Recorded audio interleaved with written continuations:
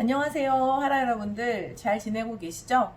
오늘 여러분들과 함께 이야기 나눠보고 싶은 이야기는요.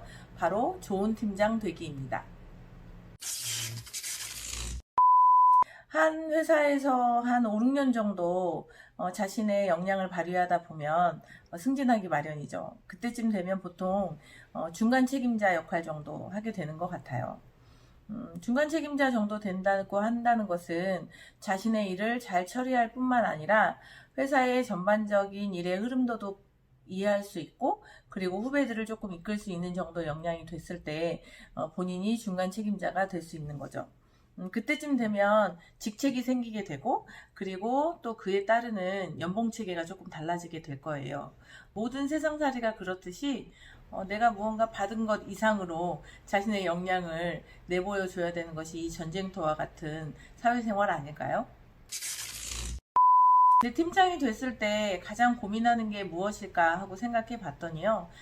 대부분 자신이 디자이너로서 디자인 일을 하고, 그리고 자신이 맡은 프로젝트, 그리고 선임에게 받은 내용들을 잘 처리하는 능력은 이미 인정받았다는 이야기인데, 본인에게 맡겨진 일들만 잘 처리하면 됐다면 중간 책임자는 지금 현재 진행하고 있는 프로젝트의 일정이라든지 일의 흐름도를 파악해야 하고요. 또 함께하고 있는 후임들이 그 일을 잘 진행할 수 있도록 돕는 것이 주 역할인 것 같습니다. 다시 이야기하자면 자신이 이끌고 있는 프로젝트의 일부분을 후임에게 분담해서 나눠줄 수도 있어야 되고요. 분담되어진 일들이 잘 진행되고 있는지 체크를 해줘야 하고, 그리고 그 일들을 잘 수행하기 위해서는 어떤 과정을 거쳐야 되는지를 이끌어내야 되는 역할이라고 볼 수 있겠어요.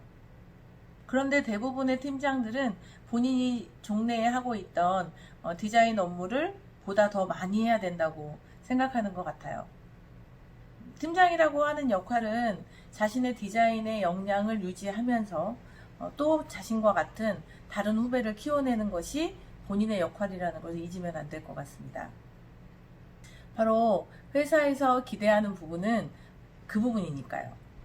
본인이 회사의 역량을 보여준 것만큼 그와 같은 후배들을 키워내 달라는 취지가 그 안에 담겨 있다는 거 여러분들이 잊으시면 안 될 것 같아요.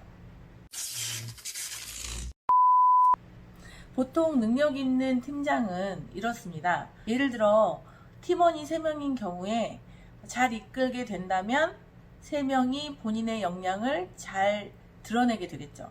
그랬을 때 80점 정도? 그런데 능력이 없는 팀장은 3명을 데리고도 2명이 일하는 것처럼 일할 수도 있겠죠.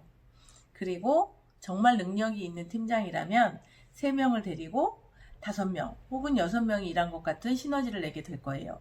그것은 바로 팀장이 어떤 역할을 해주냐에 따라서 팀원의 역량이 더 발현될 수도 있고, 팀장이 어떻게 이끌어주냐에 따라서 결과는 굉장히 다를 수 있다는 이야기예요. 팀장 역할 굉장히 중요한 것 같죠. 그러려고 하기 위해서는 첫 번째, 무엇이 필요할까요? 팀장 스스로가 이 회사가 가려고 하는 핵심 가치가 무엇인지, 이 회사의 비전은 무엇인지 분명하게 알고 있어야 하고요. 또 다른 것은 이 회사의 방향이 어느 방향으로 흐르고 있는지 현 시점도 잘 이해해야 합니다. 그래야만 팀원들이 헤매는 일 없이 자신의 역할을 잘 해낼 수 있겠죠. 팀원들은 작은 성과에 인정을 받으면서 자신의 역량이 커나가고 있다는 것을 느껴야 되는 시기예요. 그것을 해줘야 하는 역할이 바로 팀장의 역할입니다.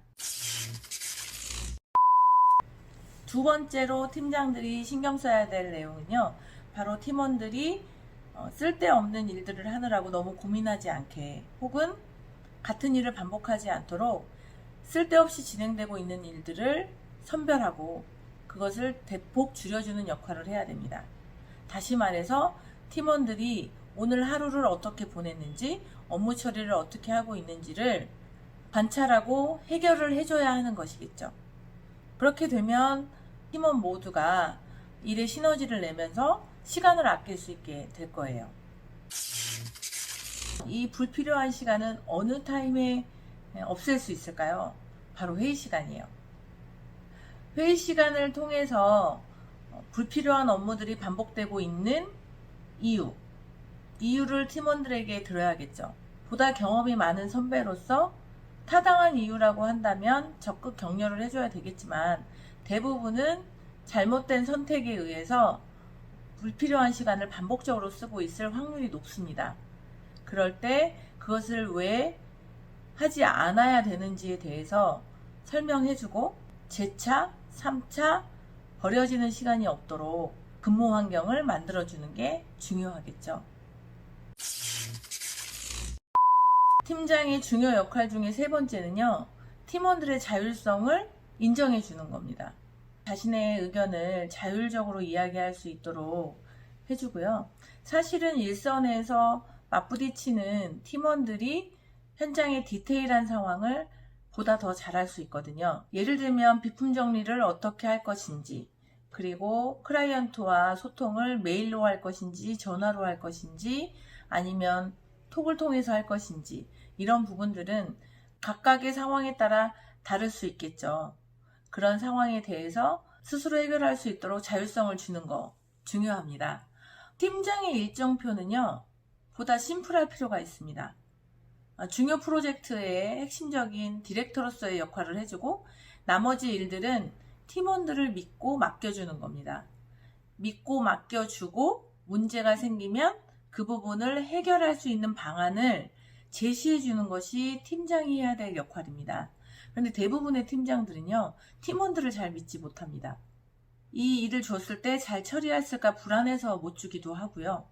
팀원들이 안쓰럽죠. 자신의 과거를 보는 것 같기도 하고, 또 아직은 업무 스킬이 뛰어나지 않은 팀원들에게 업무의 과중한 부분을 나눠줌으로써 그들이 힘들어하는 것을 보는 걸 굉장히 힘들어합니다. 근데 그게 과연 팀원들에게 도움이 될까요? 팀원 시절에는 부딪히고 깨지고 좌충우돌하고 그래야 하는 게 맞습니다.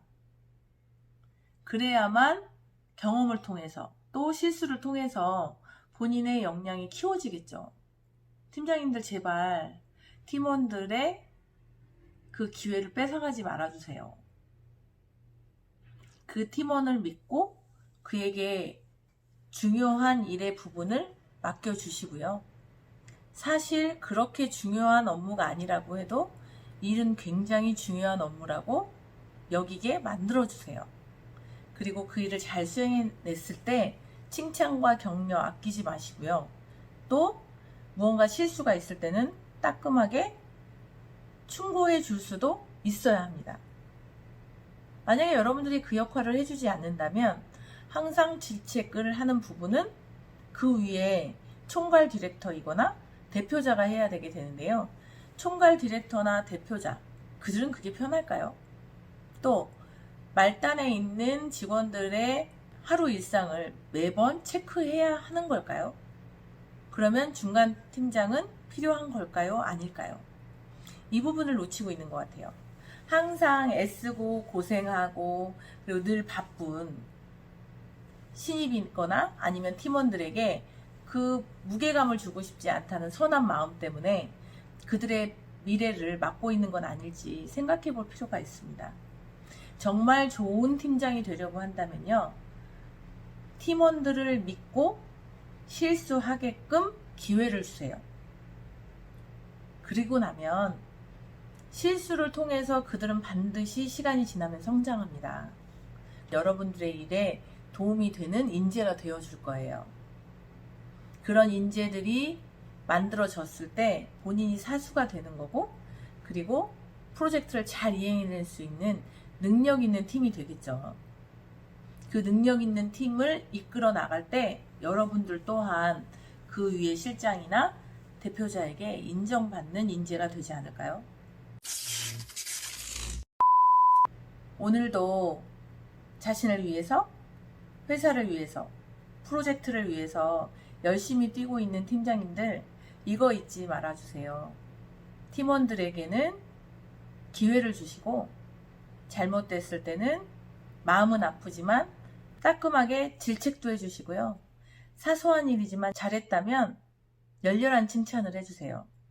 그리고 그들이 지쳐있을 때는 따뜻하게 격려를 해주는 그런 좋은 팀장님이 돼주신다면 2023년쯤에는 여러분들이 실장님으로 승진해 있을지도 모를 일입니다. 다음 시간에 또 만나요.